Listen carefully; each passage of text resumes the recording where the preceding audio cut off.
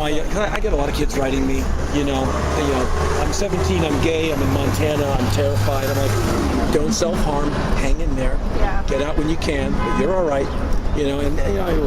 don't lose my email address, write me when you want, you always got me, and, send him some music or something. I just keep the line of communication open. I get letters like that 1 to 3 times a week, all the time. Well, but at least they know they can write me, and I always go like, whatever you're doing, if there's something sharp in your hand, put it down.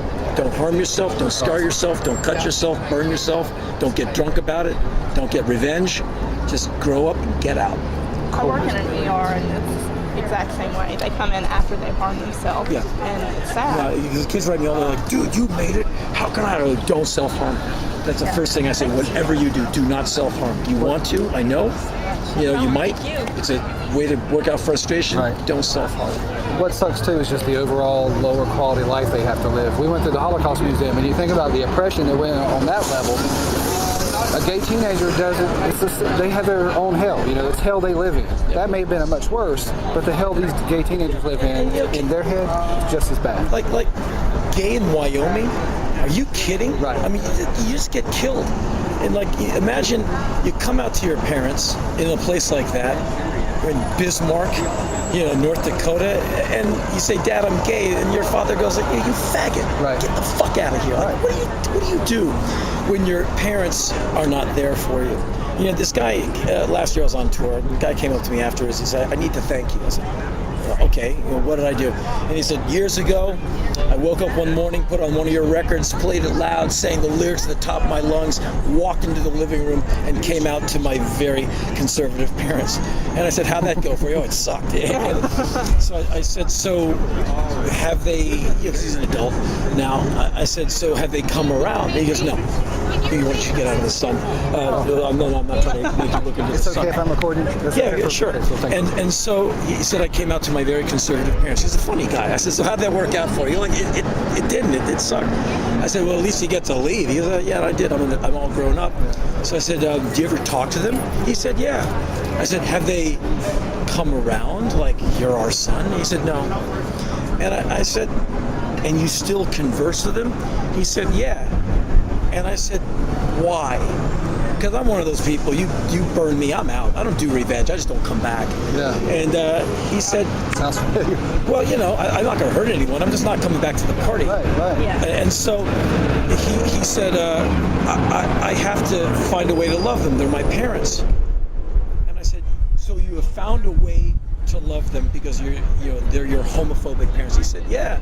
And I said, man, let me shake your hand. He's like, okay, why? I said, because I like meeting people who are stronger than I am. He goes, what do you mean? I said, I could never, that's a bridge I couldn't cross. So he said, well, you'll like this. I got a job, but when I'm not doing that, I go to high schools in this area. I forget what state we were in, Missouri. I forget where it was exactly. And he said, I go to high schools and I talk to LGBT kids. I talk them off the wall, tell them it's okay, you'll be all right. Hang in there. Don't throw yourself off a bridge. I said, you do that just to do it? He goes, yeah, because no one did it for me. And I'm like, man, that's awesome. You're part of the solution. Yeah. Can I ask you a question? Yeah. What do you think the root cause is? I know what I think. I know what I know. The root cause of all this homophobia is? I think the seed that all of this germinates from is ignorance. A profound lack of education, a weird understanding of the Bible in some parts, but basically the main food group, ignorance. Where do you get your ignorance from? This coarseness, this brutality, a lack of education. And I'm not saying you can give everyone the big knowledge and they won't still end up being homophobes. Right.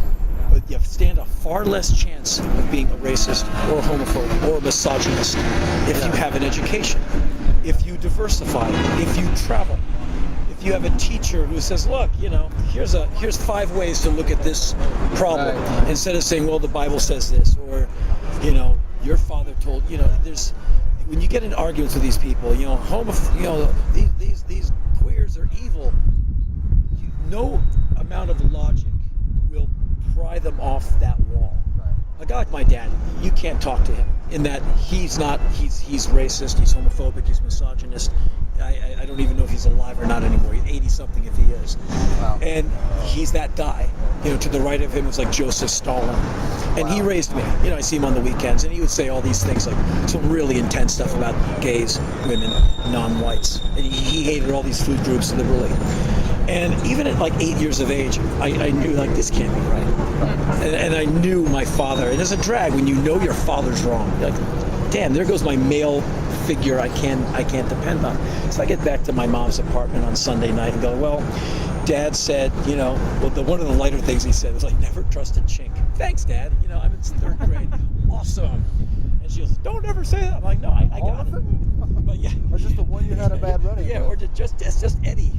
But I learned from my dad how not to be. But a guy like my dad, he's set in his ways. I don't bother talking to people like that. I get to their kids. I say that all the time. Because, and I wish him a It's like peaceful going to passing. fundamentalists to try to talk to them. Yeah, and it's a generational thing. And I might sound a little hopey, changey, and somewhat naive, but I am damn convinced that we are on our way to better places. You've made a lot of change. You've created a lot of change. Well, decades now. I've tried. I've tried to shake it up in a good way. Watching MTV when it first came out. Oh, thanks. Well, I figure that's one of my jobs, is to shake it up in a good way. I mean, I was born in 1961. When I was a little kid, could Barack Obama have been president in this country? Right. Hell No no. way. And so now look who your president is. And so this country is changing.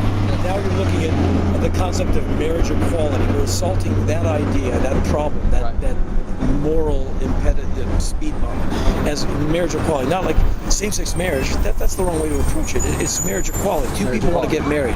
That's the first, 4th, and 14th Amendment. We're done having this discussion. You know what I mean? That's covered by the Constitution. And religion doesn't own the word marriage. Thank you. It's a contract. Yeah, and to me, it's a civil thing covered by the 1st, 4th, and 14th. Done. You're completely protected if Bill wants to marry Tom. And so this to me is a generational thing, not very much unlike the Boer Party in South Africa. They love apartheid, and that's fine because they're also 80. Right. And they're going to vote like one more time. Right. And then they're going to keel over and they're done. And then that's evolution moving slow. Right. Now, since we've been standing here, teenage kids have been walking by. Any kid who's like 15 or 16 years of age walking by us today, some young obstreperous thing, realize in 2016 they are going to be able to vote. If you think you're going to be able to sell a 16-year-old in 2013 on the Kool-Aid of homophobia and racism and misogyny, when they dig a Lady Gaga record, when their friends are gay and it's cool. Fat chance. Right. And so that's why those who oppose marriage equality, your homophobes, your misogynists, your racists, are kicking so violently.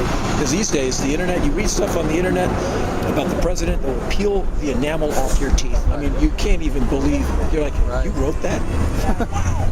These people realize it's over. And their tower's crumbling, and the bug dies violently. The legs kick right before it kicks. That's what's happening. That's right. This is dying off. I love that. And so people and they protest very loudly and very violently because they know their way's coming to an end. The other day I was on Russell Brand's show, and Russell had me on for fun, and he brought on a homophobe, and that's his thing, is I am a homophobe, and his name is Reuben Israel. You can look him up.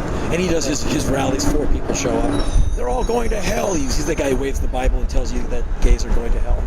And so I was on the side watching Russell be very gentle and have fun with him. And the TV producer said, "Would you do a segment? Get back on stage with him?" And I said, "Oh, let me at it." So I meet, he's a very nice guy. Henry, good to meet you. And I said, Reuben, let me tell you something. You're an idiot. And I was like, yeah. I said, you're an idiot. Prop 8 is gonna fail. DOMA is dying. America is the tectonic plates of society and culture are shifting under your feet, and you are getting left behind. And you can come with the rest of us, and everyone's like, yeah. Or you don't have to. It's an elective. Right. But we're moving up the road, with or without you. You can be one step back in the fossil record. But the big train's leaving, and it's going towards equality and emancipation for people who want to get married because they want to get married. And that's where it's going. You can come with us or not, but I guarantee you that's where it's going. And he was like, and everyone was like, yeah. I said, and I'm right about this. Right. And so we are on to better things.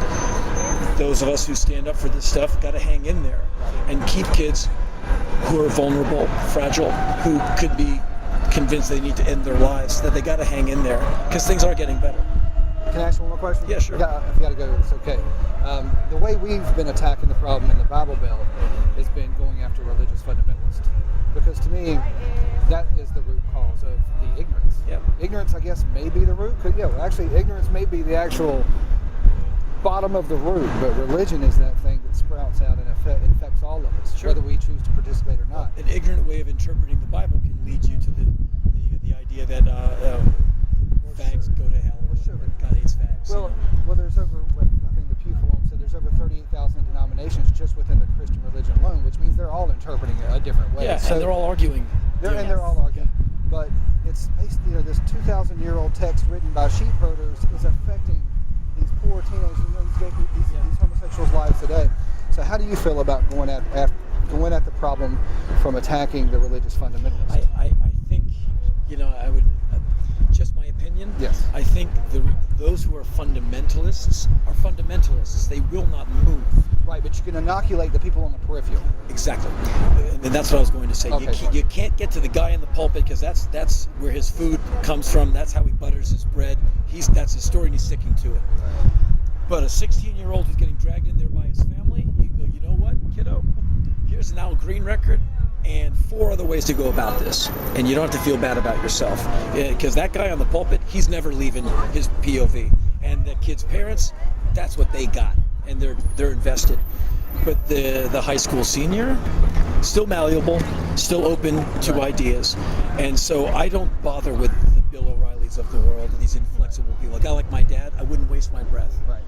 I wouldn't bother. There's no debate to be had because I can give him nothing but pure numbers and stats, and he'll still say you're wrong because that's what he's got. But he didn't get me. Right. So I go after the teenagers. When the kids write me, I always write them back. I go, youth man, it's okay. Here's a Stooges record. Get busy. Get into the Ramones. Here's the Clash. Free yourself. That's what I do. Opens your mind. Yes. That's why I love stand-up comedy. It's one of those things. Well, it's the truth. Yeah. Jon Stewart gets at more truth in 22 minutes than CNN gets it in 10 hours. And so with your fundamentalists, I would be working the peripheral angles. Those who are kind of on the side, because the people at the core, and ultimately they're making money. It's hearts and minds. That's the window dressing. These guys they're just capitalists. Well, we know when we're It's a confronting scam. them, we're not changing them, but we're videoing and all that stuff and putting it out there. As long as you know you're not changing them, we know, because you're not going to. It's for the people who are watching. Good. You know what I mean? Because those people you can get to. Yeah. Because the ones who are doing the speechifying, Right. that's their rock. Well, you're a hero, man. Thank you, sir.